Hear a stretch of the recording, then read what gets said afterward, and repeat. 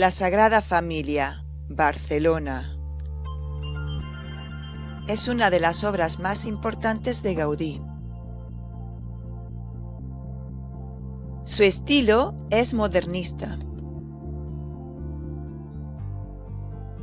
Se empezó a construir en 1882, pero Gaudí murió antes de que se terminaran las obras.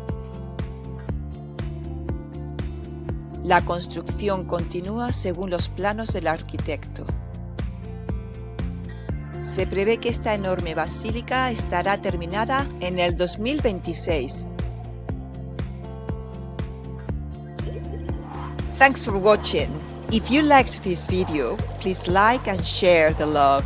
Join my Facebook community for comics, jokes, grammar and vocabulary tips, discussions in Spanish, and so much more. To watch more videos like this, please subscribe to my YouTube channel, Carmen, your Spanish tutor online. Thank you guys, and see you on my next video.